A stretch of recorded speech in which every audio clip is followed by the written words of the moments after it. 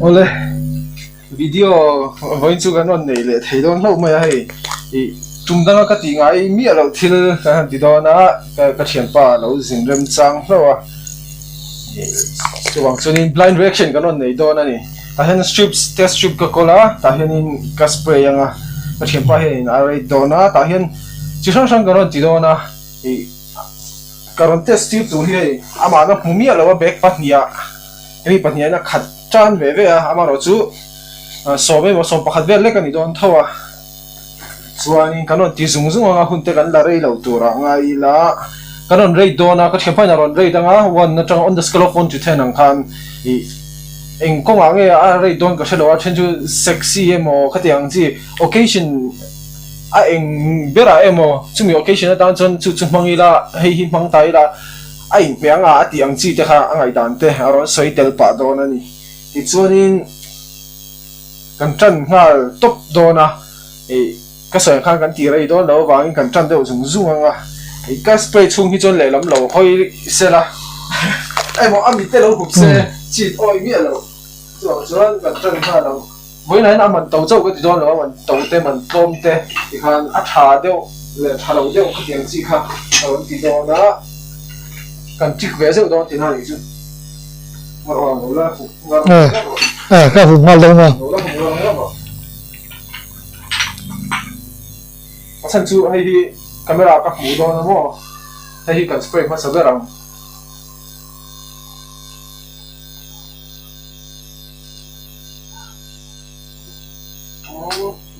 mà nó ngắn mày ạ rim tui hal khop ma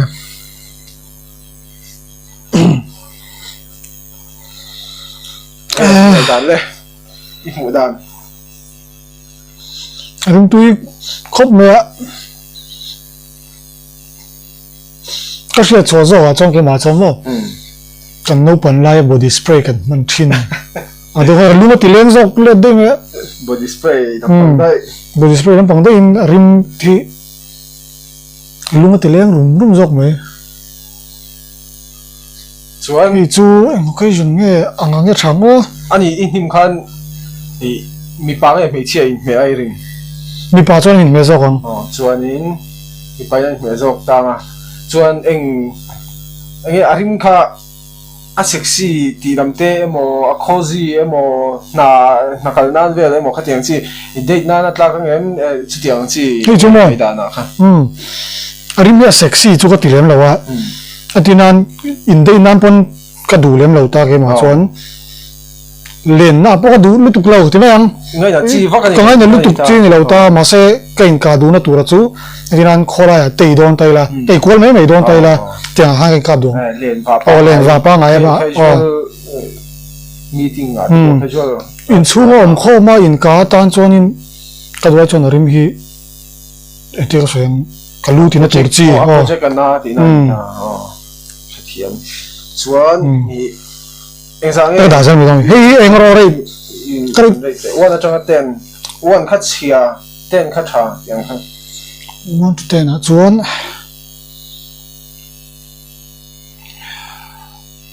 thi ve lo cha khop mai honest opinion kha koi mo ber la chunia ka pe sang ma mang mo phoi lo ti sim potang asi tan kan da thang yo makina a dry down du la kan him la ne ti khan le lam lo hoi le la ni lo le phot la sina mi kha chi ya le kha ni rim te kan du zong rim te nang lo ta a chen chon rim 20 mm ma a chen rim 20 lo le mm ya yang mek kha ni ta chuan in du zong tak kha alo re niam viu ni poi in du zong ai nang lo ti na ni chi le chuan boka hemia kan test ai hian taksa ka in kai na rim tui zo vek do na ka kha shiat tel bok hi chu rim tui ve hi chu du zong ve tla tam ma du zong na tu a rim him kha nge I nang ma feeling a pek che ke ma chon bialu nei la kan bialu ten in kap se koi la nim vong vong la ai ông giờ cho nên a sexy cái tina ai mấy chuyện mang ta cho nên mà sexy thì là mình bóc ta mi ba pon mangila tiang tho cho nên mấy chế pon ngay thấy thao ang karing arim ki a sweet box ya arim tuya a sweet a sai thiam lo hei e cha kom hay gormon fragrance riêng mi thâu anh ya gormon cái tiệm giờ chú nhưng mà ấy là rim năm ang đâu ang hàng gormon fragrance chúng ta so rei natura chuan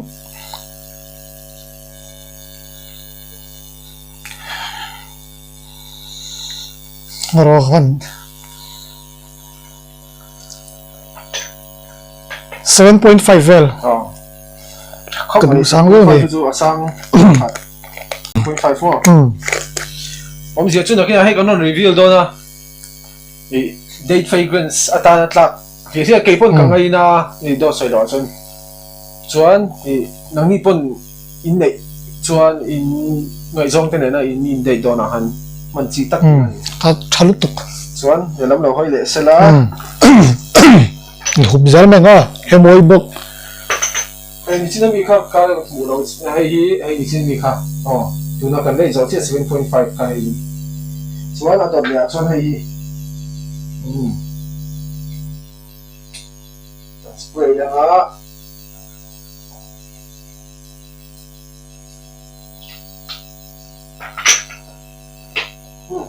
đấy cái đủ giống đâu cái rỉ suol vóc mà rồi ipo chu arim tui la mai po chu cái bộ arim hi nghe này deep cái gì giống tất cả hết ta thiên lung chung khỏi chi ni veng chi hey zoom này tim tir chuan arim tui lo point mi thema sai arim tui ti song ta nei chu cái chuyện này cái in buồn rồi vậy là thế mà in cáp tay là cho nên ha ha mình run xia xe rim tu yên tiếng của tăng tỷ tuổi in lên này đoan về làm mà cái mà như vậy lên sông đoan lâu in lên lâu này đoan về là lâu in cáp đi đã in lên này đoan này cozy center rim tu sau đó view mấy hey in lên này lâu po này xe mi vật đây đào cho cái đủ lâu cái chung là sẽ xuống tới chuyển tới mỏ in lên cái này đoan về là mấy anh không nó về mấy mày á rim anh em mình sophisticated đâu năm xí easy đâu xí anh làm là sẽ tấm mình cả chi chung nhiều lâu anh ấy bằng em phải change bằng sen mấy ai rim mi bằng em mấy rồi ngay chung tệ lắm đấy cái mà chung mấy chia cái bút là ông ta sẽ mấy chia đỉnh cáp ta sẽ mấy chia cả ta cho nên mấy cái tục là cái thì 7 về là 7 tụi hi number 3 nhớ cái niệm dễ chân chú cáinar cho mol rim shed na cho mol tour veng tour này coffee beans coffee beans 7 mo 7 chuan để lắm đúng rồi chuan hay thằng chiang nhiều tu nó mi khai mùi tu nó kan nó rồi chứ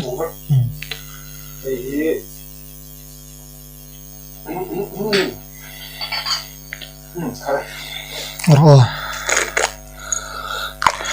năm nó sao mấy xí à chỉ xong xong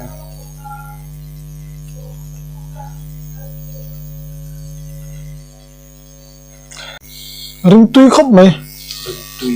chuan mi pa me chia in pe ai rin hay cho mi pa in miang mi pa in miang á em cái gì nghe đừng nói rồi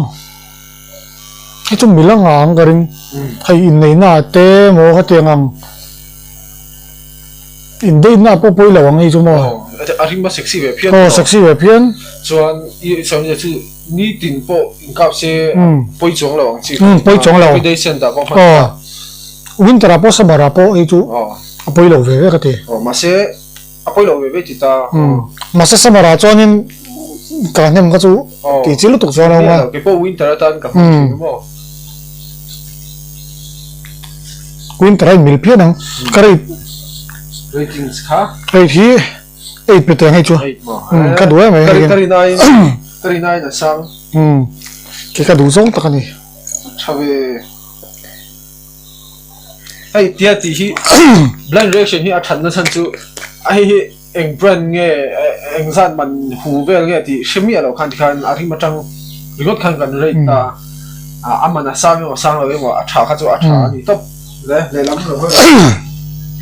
an do le hi จะขู่วักไหมริ้งหลวงชั่วโมง hey ai kan ha lo da hai hi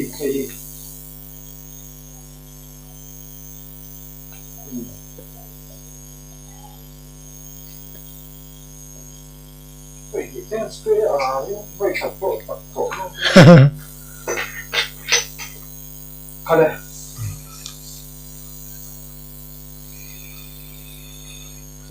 Hay chỗ. Anh chị. Anh suy trà vòng về. Suy đủ mà. Ông gì cho anh bà nghe mấy chi à? Hay chỗ. Mi bà pon mấy chi pon anh lâu xe. Anh nhìn về anh. Cái bảo cho. Cái chút đây na popoi cái tilo, đây na popoi cái tilo á, chuan, đây lo po ni xem thôi,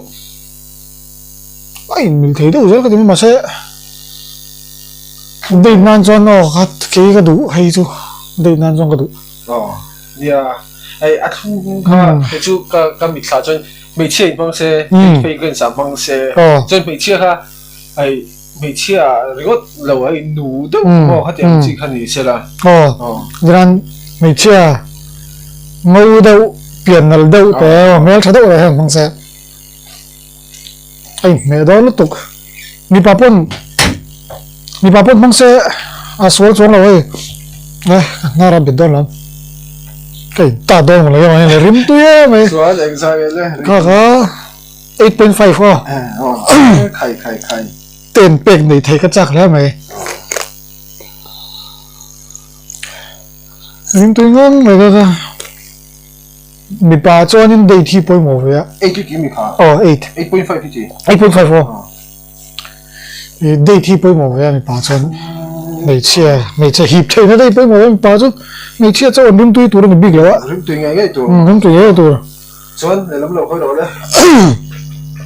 Tụi nó. Cái nào cái nó review là admin cái phong nó review là cái don thôi mà rồi chú hàng còn shop mà sát thấu chú anh chú view sẽ được sắp in hoa cái niệm rõ chứ cái chăm vòng mày à nó khác coffee beans cái niệm đấy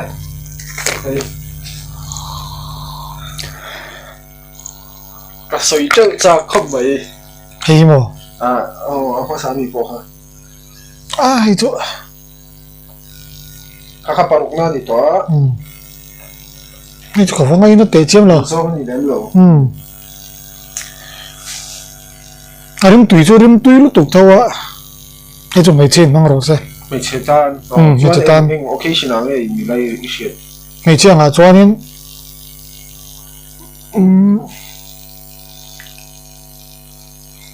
mua cái mà này lúc tụi nó bảo nên in calpel phối là phát rim tui thì tụi rằng chỉ gây cho mua cái bữa đó rằng tụi nó tan cho nên không mà rim gì cái thì thấy lâu trên cái này đó là rim mua anh ấy ta khăn in specific sợi ngay lắm nào mà sẽ anh chỉ là nó thành detect được tay này chúng chứ mà cái thêm rồi fruity đâu có thì bóc mua fruity á anh chỉ rằng chân cái ni mà cái chuyện chú thùng ta chiang răng ta fruity nó bỏ khác ta fruity sẽ đều thể mi sẽ đều vắt rồi fruity chiang em thùng vùng mấy chơi mang xe rim nó tụt cái mang xe cái bữa đó cho nằm xe bôi cái tiểu mà xe rim nào thì cho mình calpel xe rim tui thì kan khơi lên đi là cái đủ to vậy lắm Xuân anh sang nghe cần bẹt lên khá chú ngày xem mà ta đang ở gần ở đây đêm ngon thì phải phê bèn Xuân để làm hơi lệ xe lá tunga chuan hei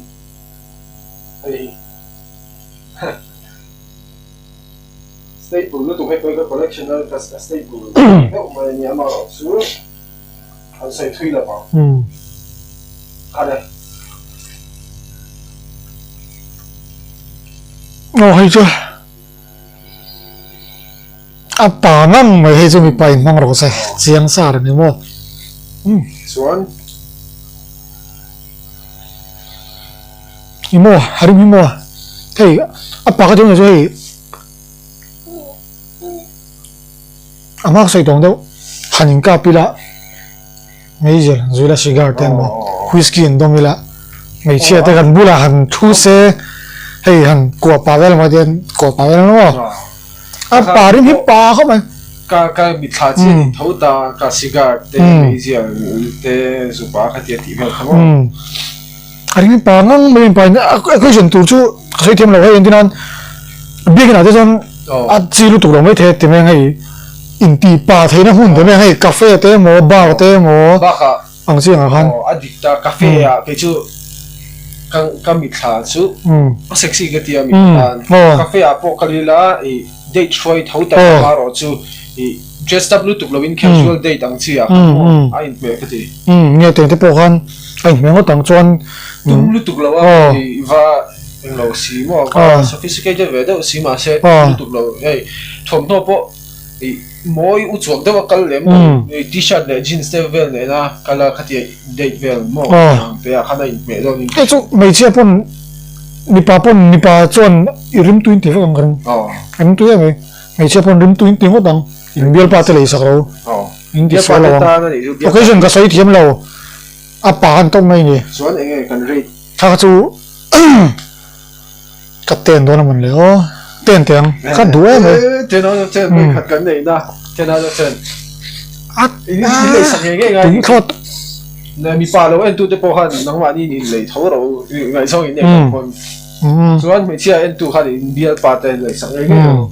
a to ni pon mo in tan ve ka din nim tu tau ten ratings kan nei tlat mai tu na han oi khati ka le to chuan le lam do hoi le nga oi te kan te tu na kan ti tu sai anh làm chiếc làm chứ mò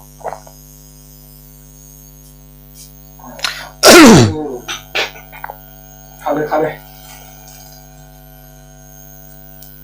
anh gì này ai bố cái đủ nắng mấy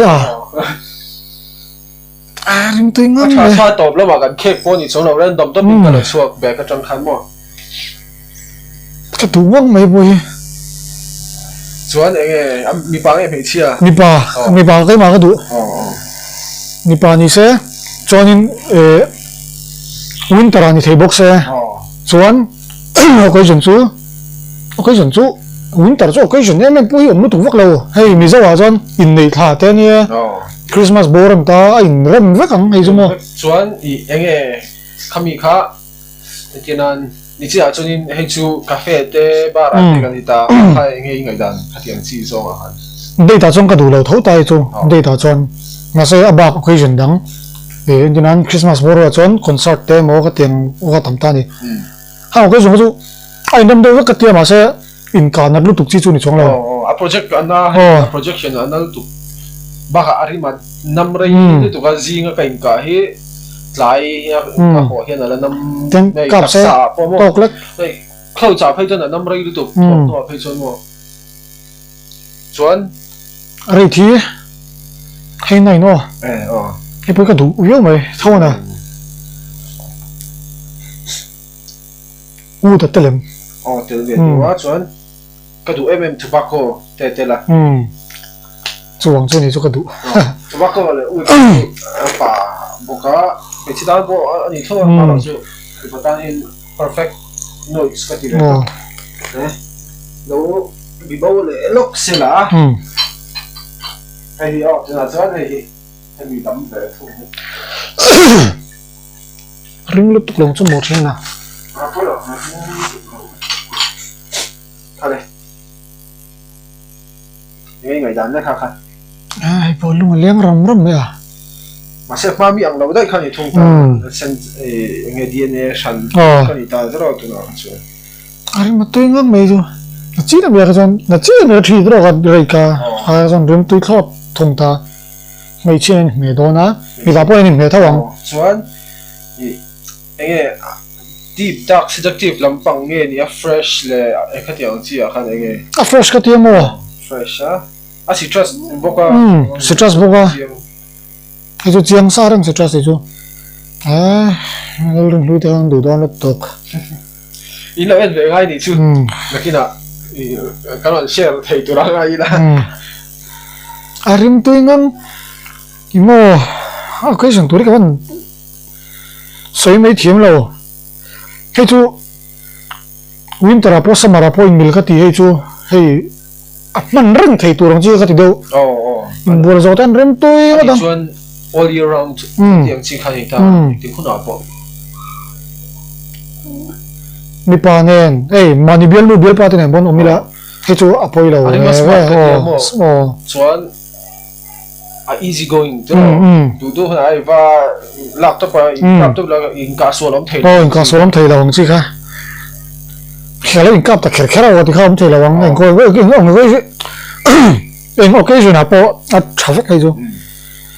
ka ngai dan chi ba ka mi pa apo fresh zak rim cái gì mà in mà ni uluk chi mà bị phải uluk mấy chuyện uluk khát tiền rim khát tiền tiền cho tiền chi chu soi thiêm lâu cái mà hiện rim tui 7 7 kan le ta 7 chu thavia wa ni te na ma son mo ala tha ngai ta bro perfume mi rim hi nim chau to rim ni kan du khel chau chan ani cái thủ không phải cái ngọc con thân niệm lệ với coi trong cổng tao bao nhiêu mà riêng thôi để lắm lâu hơi lệ đó tua xuống hay cái lệ thấp đó này cái anh nghe anh là những chút cái sự là quá anh đâu có thật rồi tụi nó cái tiếng hoa anh hạt đủ lâu rồi cái này là cái mà phi chuẩn mà chú đủ lâu thấy đâu nhỉ cái này cái này chim là sao mà à gì hả em hay po nghe anh cái gì anh pa chắc chắc rồi ngày trước bọn mình ăn đồ ra thì mong thấy đâu hay bây giờ rim tuy ngon vậy thôi nè mi pa cái mà chọn mi pa chọn cái đồ zo cái mua cho nên nghe fresh lampang nghe udi lampang anh lo detect dan cái detect dan là chọn hay po ni lo udi thing ko ang mo nghe tiếng thing nói nghe cái tiếng gì udi mà rok trong cái gì udi chọn cái gì nó khác chung mua cái mà cho nên winter thấu có support đó summer apo poi chong lo mà sẽ lắm bằng cái chỗ mi patan winter sian don do cái chỗ anh cái nan dia lu dengan neta ni rumah pom pui la rim lu tuk lawin ani veng veng do ni rim tui la me kawan soi thiam lo ko pon chua occasion nga chom mo winter hi chu soi thiam har to tu ka ai nam thu winter an the chun cái chu cái businessman cái thiam spicy de walking cái mà chu samara chonin in ka chonin than khatan chonin kalutina ti thei torang chikhani don tho ka project a pui anal tu cái shit chua zia chu cái lo an thini chon an siang a tiang ka soeng a siang al vek don a ma khati lang lo mai la library fai de hey min ti re chuak thi le khabu tharo rim to ti re chuak ni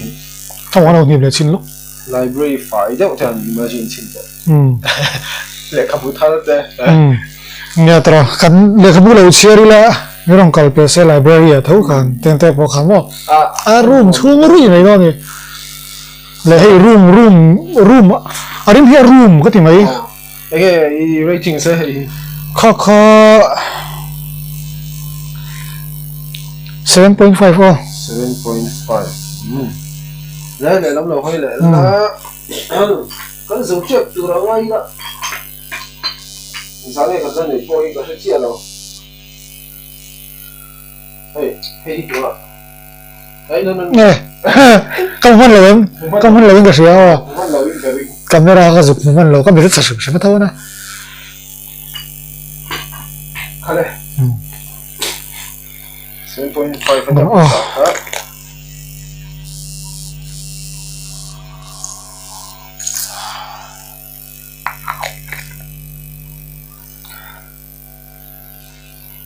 hay chưa nghe cái đồ giống cái này hay chưa cái món ring cái tour chứ win terapo sama apa ju ke mabi ka ka mang reng pe po ka mang reng kai pon ma se ka mang tam du lo hal lo ani so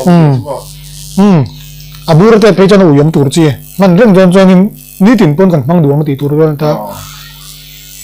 ai ju em ko ju na po mang du cái ju arim tu ngang me chu ten out of 10 ching sa hot ro se lo om ve cái đủ lúc tụi con mà sẽ ý là mà khăn cái đủ gì cái sợi cái gì chia là mà cái mình xin đó cái hiện sẽ date fragrance sao anh biết rồi cái video mà sao khăn lâu em lên là most sexiest fragrance for men thì anh ấy thì khá tụi mình mi patan collection perfume collection ka nga ka thepa ba ya he chia nga aron huwa chu mi zong zong cho mi pata na sexy ber ka ti thin ania chu ti khop chon ka du hey chu in dei na po mi thi na po ni ro se dinan loi that za te po ni ro se ngo ai mil vek to ni mai vek chon date fragrance bi ka man big na chan chu karen ama himo aju sai karen du na khan mang du vek thaw ma chu karen la ni special bi ka na te hian ren chonin data pe chon je do even rum tui an tiang wan him wong zonga ei lo chawang zo ti wel ni chuan hei engzang kan ten to ten chiang bal bal ka ni ma tam khan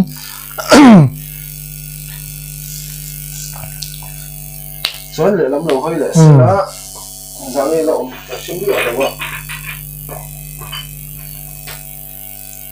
tuna chuan hei kan ti do na kan ti lam le khata ha lo sela cái video này thằng cho mình xem đó đó các tiền mấy ngày chuyên các gì khai nhà mà bị cả ai hay bị bị nhiều ai hay bị sẽ thiệt bằng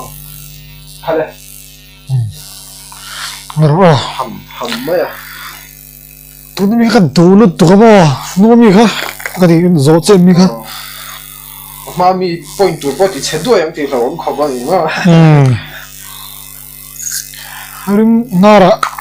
min fan vang vang mai la mala ko chung thin hey po ko du ve ka du wang mai boy cái in phang này phải chia in phải rồi ani me ve ve ju khadi he ma chom mo me chia pon kan yen lu de pon mang se ai ju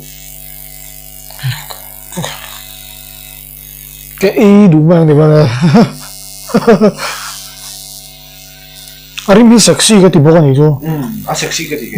chuan mặc cái gì đâu chứ mặc cái gì thì là mặc chuang lâu à mi thiệt đàn lâu đấy vì thiệt ta chân chứ tấm dọc chuan hay arim na bạc cả mi patan lâu chuan ni mấy chiếc tan chuan phân chi anh đi lâu ông đâu hiện anh ai thì na chuan chuan tụi nào mấy chiếc phân phăng xe poi lâu ấy mấy sexy thì ta cái trong poi luôn tụ fragrance sao hiện mi pa mấy chiếc phân big thì hiền cả xe vác lâu cái mà mình chậm man rum tui lấy một tí tuổi đi mua chân khát thế chứ à vài vài chỗ này đâu ta thì rum tui ngang mấy bữa cái đủ khóc nữa à thì bữa sao 9.5 tiền hay tiền tiêu mấy chỗ thì khán tiền cái đủ khóc này nhìn về thấy là có tiền rum tui liên tục cái detect được tên này im mua nó đi trong một lưỡi không mua cú chú tên lên cả ya chơi về đâu chú sao tầm lại không á chiang chú cái im mua leather thar lam nó tụ rim tui đó khát tiếng rim ha nên là car ấy car à bộ car chẳng căng về tập khát tiếng seat thar à cáiนั้นcái thiểm này cái còn xây cho ta cái example cái bật thiểm đâu cái mà hiện ari ishe tel them khát tiếng chui imagine thế tin mà hay rim bôi ấp bà thấu thì mày hay thiếu thar rim cái tìm mấy cái sấy thiểm rồi ấy ini chia lawang ai poi 9.5 anh nhá kan nim sim mo kha rim tui fe ka ini chia lawang ing po kha le le du big kan ai thin wang ani rim tui ti chi kan ai wang ya hei mi mal ngai dan ang khan ni lo thei lo ta xuân họ hẳn hoi lẹ xưa mình ô đầu xuống rồi hắn tiền bật nhị cái này 9.5 bật nhị cái này có mình có gì à số tiền đấu đầu tới cô khắc hình dùng để xin dùng này tiếng sông khăn thì không phải gần số chân thì rồi thôi thì á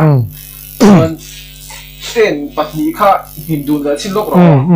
khơi dọc khi nghe như dọc tiếng khăn mà lo dry down to pong tro dry down đó á su chép vào cái tiền để mọi người ít cái sự chiang cái gì cả hay lẽ hay cái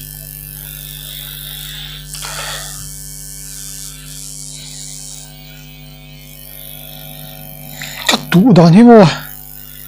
đắng lắm về với ạ ê ngồi đó tiền đừng cái này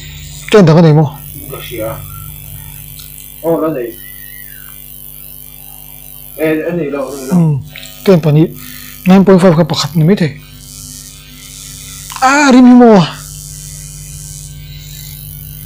hay apa to pa hay tu mi pa ta ka ni hay tu mi hay tu sexy to pa ni mai rim ni so ni tiền te pan hi kan reveal ma sabe rang hay ma so ro se tiền pakhat kha hey amana tlong khome zara tobacco collection ami ritual addictive ania hey ke po sexy ka dul tuk aman to ma chonin hey aya quality tha hi ataplo khopin karing rim tu ngang mai ha tin no thrill tang ti ka jon ai kai rim tu zo ni he ka cho yan ka chon rim tui dai zo tak sa phei chon rim tui le zo la mo rim tu pa ngang mai chuan hey ritual addictive khat ten ania khami ten pakhat le kha tuxedo ka nau te ani top ai chi mo YSL tuxedo rim tu hi chuan 9.5 kha kan pilenga karon reveal le don 9.5 hi Tom Ford a Tom Ford hi brand ka du verta zinga minia designer a chuan Tom Ford Tuscan leather ania a sexy ka til tu ka kai ma hen mo yang gan dang e no cái gì ka hen da cái gì khan hey hi Tom Ford Tuscan leather 9.5 hey hi mi chuan 9.5 Ari mà lâu in chụp về đấy có cái đào complex mà nine cái này hay hi Just Club ania Major Margiela tangin hay po hi khai cái đủ được cái bọn gặp mình mấy cái này này tiền tiểu không mấy này chuan rim tui không mấy phải cái đàn cái này hay hi in surprise mấy thầy đi ra hai mươi ba mấy chị point arim tui thì ta in ngày đàn đó là ni thấu cái mà cho nên phải xem những cái kỷ lục tục à suy lệ lúc tục cái mà gặp mang thì lúc tục lâu gặp mang ngâm lâu đấy wa mấy chiếc cho mấy dọc thâu mà bà xem mấy bà bọn mình đủ cho đấy mình để mang à mà là tàu lâu á sáng à về là nhiều Oriflame all or nothing cái này ai ăn perfume thar về đấy ở khan nha Oriflame đây chú Oriflame thế bộ tên 8.5 thấy à cho nên Oriflame mi ở đâu thằng vậy này thì kha chiang ra cái này chú cái này hay hi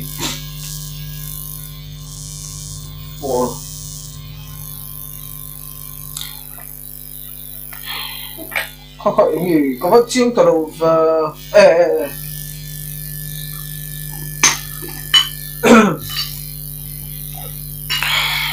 rim tui lom khop mà